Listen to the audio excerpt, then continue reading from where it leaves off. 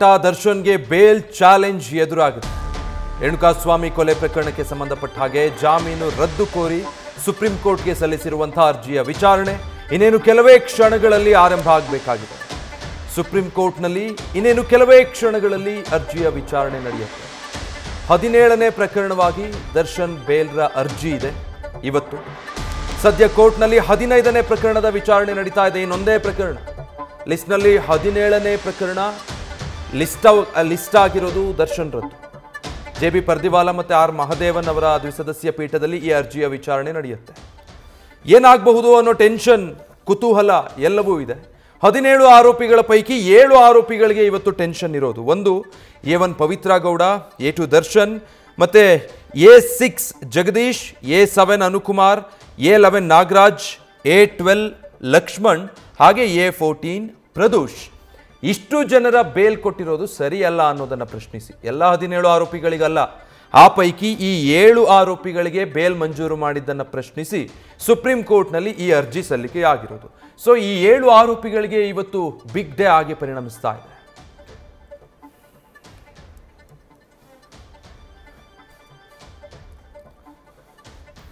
Details ಕೊಡ್ತಾರೆ ಈ ಬಗ್ಗೆ ಸಂದೇಶ್ ಲೈವ್ ನಲ್ಲಿ ಜಾಯ್ನ್ ಆಗ್ತಾ ಇದ್ದಾರೆ. ಸಂದೇಶ್, ತೀರ್ಪು ಏನಾಗುತ್ತೆ ಅನ್ನೋದನ್ನು ಕಾದ್ ನೋಡಬೇಕು. ಬಟ್ ಈ ಹಿಂದಿನ ಹಿಯರಿಂಗ್ ನಲ್ಲಿ ಸುಪ್ರೀಂ ಕೋರ್ಟ್ ವ್ಯಕ್ತಪಡಿಸಿದಂಥ ಅಭಿಪ್ರಾಯ ಗಮನಿಸಿದ್ರೆ ಏನಾಗಬಹುದು ಬೇಲ್ ಸಾಧ್ಯತೆಗಳು ಅಂತ ಅನ್ಸುತ್ತೆ. ವಿಜಯ್, ಇಲ್ಲಿ ವೆರಿ ಸಿಂಪಲ್. ಅಂದರೆ ಜುಲೈ 17ನೇ ತಾರೀಕು ನಡೆದಂತಹ ವಿಚಾರಣೆ ಸಂದರ್ಭದಲ್ಲಿ ಸುಪ್ರೀಂ ಕೋರ್ಟ್ ಒಂದು ಅಭಿಪ್ರಾಯವನ್ನು ಏನು ವ್ಯಕ್ತಪಡಿಸಿತ್ತು, ಆ ಒಂದು ಅಭಿಪ್ರಾಯದಿಂದ ಈ ಒಂದು ಅರ್ಜಿ ಸಾಕಷ್ಟು ಕುತೂಹಲವನ್ನು ಮೂಡಿಸಿರುವಂಥದ್ದು. ಯಾಕಂದರೆ ಈ ಹಿಂದೆಯೇ ಆ ಒಂದು ಅರ್ಜಿಗೆ ಸಂಬಂಧಪಟ್ಟಂತೆ ವಿಚಾರಣೆಗಳು ನಡೆದಿದ್ವು, ಅಲ್ಲಿ ವಾದ ಕೂಡ ಆಗಿತ್ತು, ವಾದದ ನಂತರ ಪ್ರತಿವಾದ ಮಾಡಬೇಕಾಗಿತ್ತು. ಆದರೆ 17ನೇ ತಾರೀಕು, ಇದೇ ತಿಂಗಳ 17ನೇ ತಾರೀಕು ಒಂದು ಸುಪ್ರೀಂ ಕೋರ್ಟ್ ಅಭಿಪ್ರಾಯವನ್ನು ಏನು ವ್ಯಕ್ತಪಡಿಸುತ್ತೆ, ಅದು ಇಲ್ಲಿ ಸಾಕಷ್ಟು ಕುತೂಹಲವನ್ನು ಮೂಡಿಸಿರುವಂಥದ್ದು. ಯಾಕಂದರೆ ಈಗಾಗಲೇ ಆ ಒಂದು ಗ್ರೌಂಡ್ಸ್ ಆಫ್ ಅರೆಸ್ಟ್ ಮೇಲೆ ಈಗ ಹೈಕೋರ್ಟ್ನಿಂದ ಏನು ಜಾಮೀನು ಮಂಜೂರಾಗಿದೆ, ಅದಕ್ಕೆ ಎಲ್ಲೋ ಒಂದು ಕಡೆ ಸುಪ್ರೀಂ ಕೋರ್ಟ್ ಒಂದು ಅಭಿಪ್ರಾಯವನ್ನು ವ್ಯಕ್ತಪಡಿಸುತ್ತೆ. ಅಂದರೆ ಇಲ್ಲಿ ಗ್ರೌಂಡ್ಸ್ ಆಫ್ ಅರೆಸ್ಟ್ ಸರಿ ಇಲ್ಲ ಅಂತ ಏನು ಹೇಳಿದ್ದೀರಾ, ಇದು ಎಲ್ಲೋ ಒಂದು ಕಡೆ ಈ ಒಂದು ರೀಸನ್ ಅನ್ನು ಕೊಟ್ಟಿರೋದು ಜಾಮೀನನ್ನು ನೀಡೋದಕ್ಕೆ, ಎಲ್ಲೋ ಒಂದು ಕಡೆ ತರಾತುರಿಯಲ್ಲಿ ಈ ಒಂದು ಆದೇಶವನ್ನು ನೀಡಿದ್ರ ಅನ್ನೋ ಒಂದು ಅಭಿಪ್ರಾಯವನ್ನು ಈಗ ವ್ಯಕ್ತಪಡಿಸಿದ್ದಾರೆ. ಹಾಗಾಗಿ ಇಲ್ಲಿ ಪ್ರಮುಖವಾಗಿರುವಂಥದ್ದು ಇವತ್ತು ನಡೆಯುವಂತಹ ಅರ್ಜಿ ವಿಚಾರಣೆ ಸಂದರ್ಭದಲ್ಲಿ ದರ್ಶನ್ ಪರ ವಕೀಲರಾಗಿರುವಂತಹ ಸಿದ್ಧಾರ್ಥ ವದೆ ಅವರು ಈಗ ಏನು ಸುಪ್ರೀಂ ಕೋರ್ಟ್ ಅಭಿಪ್ರಾಯವನ್ನು ವ್ಯಕ್ತಪಡಿಸಿದೆ, ಆ ಅಭಿಪ್ರಾಯಕ್ಕೆ ಸಂಬಂಧಪಟ್ಟಂತೆ ಕ್ಲಾರಿಫಿಕೇಶನ್ ಅನ್ನು ಕೊಡಬೇಕಾಗುತ್ತೆ. ಯಾಕಂದ್ರೆ ಪ್ರಮುಖವಾಗಿ ಇಲ್ಲಿ ಸುಪ್ರೀಂ ಕೋರ್ಟೇ ಈಗಾಗಲೇ ಆ ಒಂದು ಅಭಿಪ್ರಾಯವನ್ನು ವ್ಯಕ್ತಪಡಿಸಿರೋದ್ರಿಂದ ಇಲ್ಲಿ ಪ್ರಾಸಿಕ್ಯೂಷನ್ ಪರವಾಗಿ ವಾದವನ್ನು ಏನು ಮಾಡಿದ್ದಾರೆ ಈಗಾಗಲೇ ವಕೀಲರು, ಅವರು ಮಾಡಿರುವಂತಹ ವಾದಕ್ಕೆ ಸಂಬಂಧಪಟ್ಟಂತೆ ಪ್ರತಿವಾದವನ್ನು ಮಾಡ್ತಾರೆ. ಪ್ರಮುಖವಾಗಿರುವಂಥದ್ದು ಆ ಒಂದು ಸುಪ್ರೀಂ ಕೋರ್ಟ್ನ ಅಭಿಪ್ರಾಯ ಏನಿದೆ, ಆ ಅಭಿಪ್ರಾಯಕ್ಕೆ ಕ್ಲಾರಿಫಿಕೇಶನ್ ಕೊಡುವಂಥ ಕೆಲಸವನ್ನ ಇವತ್ತು ಸಿದ್ಧಾರ್ಥ ವದೆ ಅವರು ಮಾಡ್ತಾರೆ. ಹಾಗಾಗಿ ಇಲ್ಲಿ ಈ ಒಂದು ಅರ್ಜಿ ವಿಚಾರಣೆ ಏನಿದೆ, ಇದು ಸಾಕಷ್ಟು ಕುತೂಹಲವನ್ನು ಮೂಡಿಸಿರುವಂಥದ್ದು. ಒಟ್ಟು 7 ಜನ ಆರೋಪಿಗಳ ಒಂದು ಅರ್ಜಿ ವಿಚಾರಣೆ ಇದೆ. ಯಾಕಂದ್ರೆ ದರ್ಶನ್, ಪವಿತ್ರ ಗೌಡ, ಲಕ್ಷ್ಮಣ್, ಪ್ರದೋಷ್, ನಾಗರಾಜು ಹಾಗೆ ಅನುಕುಮಾರ್, ಇಷ್ಟು ಜನರ ಒಂದು 7 ಜನರ ಏನು ಅರ್ಜಿ ವಿಚಾರಣೆ ಇದೆ, ಈ ಅರ್ಜಿ ವಿಚಾರಣೆ ಅಥವಾ ಇವತ್ತು ಆ ಜಾಮೀನಿಗೆ ಸಂಬಂಧಪಟ್ಟಂತೆ ಅಥವಾ ಜಾಮೀನನ್ನು ಏನು ಹೈಕೋರ್ಟ್ ಮಂಜೂರು ಮಾಡಿತ್ತು ಅದಕ್ಕೆ ಸಂಬಂಧಪಟ್ಟಂತೆ ಇವತ್ತು ಮಹತ್ವವಾದ ಒಂದು ಆದೇಶ ಹೊರಬೀಳಲಿದೆ ಅಂದ್ರೆ ತಪ್ಪಾಗ್ಲಿಕ್ಕಿಲ್ಲ. ವಿಜಯ್, ಸಂದೇಶ್, ಈಗ ಒಂದು ಕಡೆ ಗ್ರೌಂಡ್ಸ್ ಆಫ್ ಅರೆಸ್ಟ್ ಕಾರಣಕ್ಕೆ ಹೈಕೋರ್ಟ್ ಜಾಮೀನು ನೀಡಿತ್ತು, ಆದರೆ ಸುಪ್ರೀಂ ಕೋರ್ಟ್ ಪೊಲೀಸರು ಸಲ್ಲಿಸಿರುವಂತಹ ಸಾಕ್ಷಿಗಳು ನಮಗೆ ತೃಪ್ತಿ ತಂದಿದೆ ಅನ್ನೋ ಮಾತನ್ನು ಹೇಳ್ತಾ ಇದೆ. ಇದೆರಡನ್ನು ಹೇಗೆ ನೋಡಬೇಕಾಗತ್ತೆ ಅಂತ ವಿಜಯ್, ಅದೇ ಅಂದರೆ 17ನೇ ತಾರೀಕು ನಡೆದಂಥ ವಿಚಾರಣೆ ಸಂದರ್ಭದಲ್ಲಿ ಪ್ರಾಸಿಕ್ಯೂಷನ್ ಪರವಾಗಿ, ಅಂದರೆ ಇಲ್ಲಿ ದರ್ಶನ್ ಪರ ವಕೀಲರು ವಾದವನ್ನು ಮಾಡೋದಕ್ಕೆ ಯಾವಾಗ ನಮಗೆ ಸಮಯಾವಕಾಶ ಬೇಕು ಅಂತ ಕೇಳ್ತಾರೋ ಆ ಸಂದರ್ಭದಲ್ಲಿ ಸುಪ್ರೀಂ ಕೋರ್ಟ್ಗೆ ಮತ್ತೆ ಪ್ರಾಸಿಕ್ಯೂಷನ್ ಪರ ವಕೀಲರು ವಾದವನ್ನು ಮಂಡನೆ ಮಾಡೋದಕ್ಕೆ ಮುಂದಾಗ್ತಾರೆ. ಆ ಸಂದರ್ಭದಲ್ಲಿ ಸುಪ್ರೀಂ ಕೋರ್ಟ್ ಈ ಒಂದು ಅಭಿಪ್ರಾಯವನ್ನು ವ್ಯಕ್ತಪಡಿಸಿರುವಂಥದ್ದು. ಅಂದರೆ ನಿಮ್ಮ ಒಂದು ವಾದದಿಂದ ಅಥವಾ ಪ್ರಾಸಿಕ್ಯೂಷನ್ ವಾದದಿಂದ ನಾನು ಸ್ಯಾಟಿಸ್ಫೈ ಆಗಿದ್ದೀವಿ ಅಥವಾ ಪೀಠ ಸ್ಯಾಟಿಸ್ಫೈ ಆಗಿದೆ, ಅಂದ್ರೆ ನಿಮ್ಮ ವಾದ ನಮಗೆ ಸ್ಯಾಟಿಸ್ಫೈ ಆಗಿದೆ, ನಿಮ್ಮ ಎಲ್ಲ ಕಾರಣಗಳಾಗಿರ್ಬೋದು ಅಥವಾ ಜಾಮೀನನ್ನ ಏನು ರದ್ದು ಕೋರಿ ಅರ್ಜಿಯನ್ನ ಸಲ್ಲಿಸಿದ್ದೀರಾ ಅದಕ್ಕೆ ಸಂಬಂಧಪಟ್ಟಂತಹ ವಾದ ನಿಮ್ಮದೇನಿದೆ ಅವೆಲ್ಲವೂ ಕೂಡ ನಮಗೆ ಸ್ಯಾಟಿಸ್ಫೈ ಆಗಿದೆ.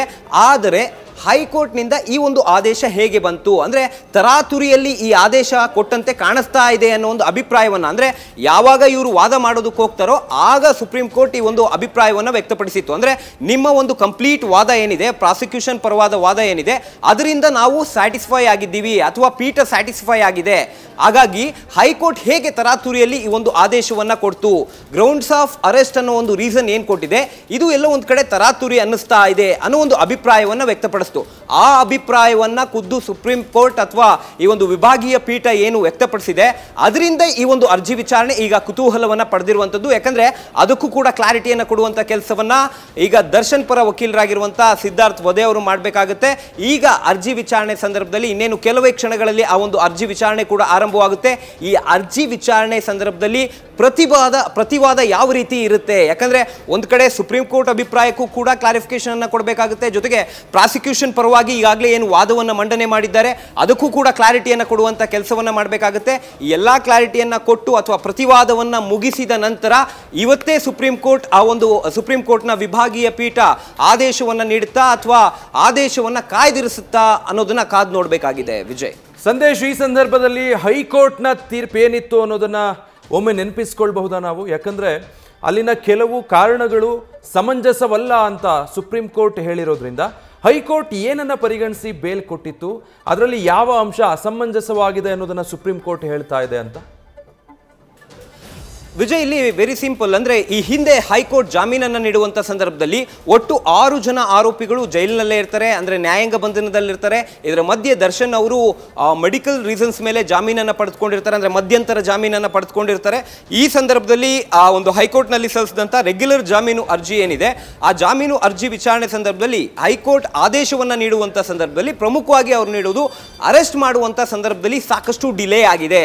ಜೊತೆಗೆ ಈ ಒಂದು ಇನ್ವೆಸ್ಟಿಗೇಷನ್ ಪಾರ್ಟ್ ಏನಿದೆ, ಅಂದರೆ ಮೊದಲಿಗೆ FIR ದಾಖಲಾಗುವಂಥದ್ದಾಗಿರ್ಬೋದು ಅಥವಾ ಈ ಒಂದು ಅಕ್ಯೂಸ್ಡ್ಗಳು ಬಂದು ಸರೆಂಡರ್ ಆಗುವಂಥದ್ದಿರ್ಬೋದು, ಇದು ಸಾಕಷ್ಟು ಡಿಲೇ ಇದೆ, ಅಂದರೆ ಒಂದಕ್ಕೊಂದು ಟ್ಯಾಲಿ ಆಗ್ತಾ ಇಲ್ಲ. ಜೊತೆಗೆ ದರ್ಶನ್ ಅವರನ್ನು ಅರೆಸ್ಟ್ ಮಾಡುವಂಥ ಸಂದರ್ಭದಲ್ಲಾಗಿರ್ಬೋದು ಅಥವಾ ಬೇರೆ ಆರೋಪಿಗಳನ್ನು ಅರೆಸ್ಟ್ ಮಾಡುವಂಥ ಸಂದರ್ಭದಲ್ಲಾಗಿರ್ಬೋದು, ನೀವು ನೋಟಿಸನ್ನು ಕೊಟ್ಟಿದ್ರಾ, ಈ ಒಂದು ರೀಸನ್ನ ಇಟ್ಕೊಳ್ತಾರೆ. ಅಂದರೆ ನೋಟಿಸನ್ನು ಕೊಟ್ಟು ಅವರಿಗೆ ಯಾವ ಕಾರಣಕ್ಕಾಗಿ ನಾವು ಅರೆಸ್ಟ್ ಮಾಡ್ತಾ ಇದ್ದೀವಿ ಅಂತ ಅವರದ್ದೇ ಭಾಷೆಯಲ್ಲಿ ಅಥವಾ ಯಾವ ಭಾಷೆಯಲ್ಲಿ ಅವ್ರು ಮಾತನಾಡ್ತಾರೋ ಆ ಭಾಷೆಯಲ್ಲಿ ಅದು ಲೆಟರ್ ಮುಖಾಂತರ ಆಗಿರ್ಬೋದು ಅಥವಾ ಮೌಖಿಕವಾಗಿ ಆಗಿರ್ಬೋದು ಅವರಿಗೆ ತಿಳಿಸಿ ನಂತರ ಅರೆಸ್ಟ್ ಮಾಡುವಂಥ ಕೆಲಸವನ್ನು ಮಾಡಬೇಕಾಗುತ್ತೆ. ಆದರೆ ಇಲ್ಲಿ ಪ್ರಮುಖವಾಗಿರುವಂಥದ್ದು ಅದನ್ನು ಇಲ್ಲಿ ಮಾಡಿಲ್ಲ ಅಂತ ಹೇಳಿ, ಅಂದರೆ ಗ್ರೌಂಡ್ಸ್ ಆಫ್ ಅರೆಸ್ಟ್ಗೆ ಸಂಬಂಧಪಟ್ಟಂತೆ ಯಾವುದೇ ಒಂದು ಮಾಹಿತಿಯನ್ನು ಕೊಡುವಂಥ ಕೆಲಸವನ್ನು ಮಾಡಿಲ್ಲ. ಹೀಗಾಗಿ ಜಾಮೀನನ್ನು ಮಂಜೂರು ಮಾಡ್ತಿದ್ದೀವಿ ಅನ್ನೋ ಮಾತನ್ನು ಇಲ್ಲಿ ಹೈಕೋರ್ಟ್ ಅಭಿಪ್ರಾಯವನ್ನು ಅಥವಾ ಹೈಕೋರ್ಟ್ ಆದೇಶವನ್ನು ನೀಡುವಂಥ ಸಂದರ್ಭದಲ್ಲಿ ತಿಳಿಸಿತ್ತು. ಇದಕ್ಕೆ ಈಗ ಸುಪ್ರೀಂ ಕೋರ್ಟ್ ಒಂದು ಅಬ್ಜೆಕ್ಷನನ್ನು ಅಥವಾ ಆ ಒಂದು ಆದೇಶ ಏನಿದೆ ಅಥವಾ ಜಾಮೀನಿಗೆ ಸಂಬಂಧಪಟ್ಟಂಥ ಒಂದು ರೀಸನ್ಸ್ ಏನಿದೆ ಅದು ಎಲ್ಲ ಒಂದು ಕಡೆ ತರಾತುರಿಯಲ್ಲಿ ನೀಡಿದ್ದಾರೆ ಅನ್ನೋ ಒಂದು ಅಭಿಪ್ರಾಯವನ್ನು ವ್ಯಕ್ತಪಡಿಸಿರುವಂಥದ್ದು. Vijay, okay, thank you Sandesh. So ಈ ವಿಚಾರ ಹೈಕೋರ್ಟ್ ಯಾವ ಗ್ರೌಂಡ್ಸ್ ಸರಿ ಇಲ್ಲ ಅಂತ ಹೇಳಿತ್ತು ಅಂದರೆ ಗ್ರೌಂಡ್ಸ್ ಆಫ್ ಅರೆಸ್ಟ್ ಮಾಡಬೇಕಾದ್ರೆ ಫಾಲೋ ಮಾಡಿದಂಥ ಪ್ರಕ್ರಿಯೆಗಳು ಅಥವಾ ಏನೆಲ್ಲ ಅಲ್ಲಿ ಲೋಪಗಳಾಗಿದೆ ಅದು ಸರಿಯಾಗಿಲ್ಲ ಅನ್ನೋ ನೆಲೆಗಟ್ಟಿನಲ್ಲಿ ಈ ಆರೋಪಿಗಳಿಗೆ ಜಾಮೀನು ಮಂಜೂರು ಮಾಡಿತ್ತು ಅಂತ. ಇದನ್ನು ಪ್ರಶ್ನೆ ಮಾಡಿ ತನಿಖಾಧಿಕಾರಿಗಳ ಕಡೆಯಿಂದ ರಾಜ್ಯ ಸರ್ಕಾರದ ಪರವಾಗಿ ಸುಪ್ರೀಂ ಕೋರ್ಟ್ನಲ್ಲಿ 7 ಜನ ಆರೋಪಿಗಳ ಬೇಲ್ ಪ್ರಶ್ನೆ ಮಾಡಿ ಸುಪ್ರೀಂ ಕೋರ್ಟ್ಗೆ ಅರ್ಜಿಯನ್ನು ಸಲ್ಲಿಸಲಾಗಿತ್ತು. ಆ ಅರ್ಜಿಯ ವಿಚಾರಣೆ ಸದ್ಯ ಇನ್ನೇನು ಕೆಲವೇ ಕ್ಷಣಗಳಲ್ಲಿ ಆರಂಭ ಆಗೋದಕ್ಕಿದೆ. ಇಲ್ಲಿ ಆರೋಪಿಗಳಿಗೆ ಟೆನ್ಷನ್ ಹೆಚ್ಚಾಗೋದಕ್ಕೆ ಕಾರಣ ಏನು ಅಂದರೆ ಜುಲೈ 17ನೇ ತಾರೀಕು ನಡೆದಂಥ ವಿಚಾರಣೆಯಲ್ಲಿ ಸುಪ್ರೀಂ ಕೋರ್ಟ್ನ ಈ ವಿಭಾಗೀಯ ಪೀಠ ವ್ಯಕ್ತಪಡಿಸಿದ್ದಂಥ ಅಭಿಪ್ರಾಯ. ಪೊಲೀಸರು ಈ ಪ್ರಕರಣದಲ್ಲಿ ಆರೋಪಿಗಳ ವಿರುದ್ಧ ಸಲ್ಲಿಸಿರುವಂಥ ಸಾಕ್ಷಿಗಳು ನಮಗೆ ತೃಪ್ತಿ ತಂದಿದೆ, ಪ್ರಾಸಿಕ್ಯೂಷನ್ನ ವಾದ ನಮಗೆ ಸ್ಯಾಟಿಸ್ಫಿಕೇಶನ್ ಆಗಿದೆ, ಅಂದರೆ ತೃಪ್ತಿ ತಂದಿದೆ. ಅವ್ರು ಹೇಳ್ತಾ ಇರುವಂಥ ಅಂಶಗಳು ಅದಕ್ಕೆ ಪೂರಕವಾಗಿರುವಂಥ ಸಾಕ್ಷಿಗಳು ಇದೆ. ಆದರೆ ಹೈಕೋರ್ಟ್ ಇದು ಯಾವುದನ್ನು ಪರಿಗಣಿಸದೆ ಯಾವ ಆಧಾರದ ಮೇಲೆ ಈ ಆರೋಪಿಗಳಿಗೆ ಬೇಲ್ ಮಂಜೂರು ಮಾಡಿದೆ ಅನ್ನೋದು, ಅದಕ್ಕೆ ಹೈಕೋರ್ಟ್ ಕೊಟ್ಟಿರುವಂಥ ಕಾರಣಗಳು ಸಮಂಜಸವಾಗಿಲ್ಲ ಅನ್ನುವಂಥ ಅಭಿಪ್ರಾಯವನ್ನು ಸುಪ್ರೀಂ ಕೋರ್ಟ್ನ ಈ ವಿಭಾಗೀಯ ಪೀಠ ವ್ಯಕ್ತಪಡಿಸಿತ್ತು. ಸೊ ಇದನ್ನು ಇವತ್ತು ಕೌಂಟರ್ ಮಾಡಬೇಕಾಗಿದೆ ಅಥವಾ ಇದಕ್ಕೆ ವಾದ ಪ್ರತಿವಾದ ಮಾಡಬೇಕಾಗಿದೆ. ದರ್ಶನ್ರ ಪರ ವಕೀಲ ಸಿದ್ಧಾರ್ಥ್ ದವೆ ಇವತ್ತು ಇದರ ವಾದವನ್ನು ಕೈಗೆತ್ತಿಕೊಳ್ತಾ ಇದ್ದಾರೆ. ಇದಕ್ಕೆ ಮುಂಚೆ ಕಪಿಲ್ ಸಿಬಲ್ ಹಾಜರಾಗಬೇಕಾಗಿತ್ತು ಜುಲೈ 17ಕ್ಕೆ, ಆದರೆ ಅದು ಸಾಧ್ಯ ಆಗಿರಲಿಲ್ಲ ಮೊನ್ನೆ. ಇವತ್ತು ಸಿದ್ಧಾರ್ಥ್ ದವೆ ದರ್ಶನ್ರ ಪರವಾಗಿ ವಿಚಾರಣೆಗೆ ಹಾಜರಾಗ್ತಾರೆ. ನ್ಯೂಸ್ ಫಸ್ಟ್, ನಿರ್ಭೀತಿಯಿಂದ ನಿಮ್ಮ ಪರವಾಗಿ.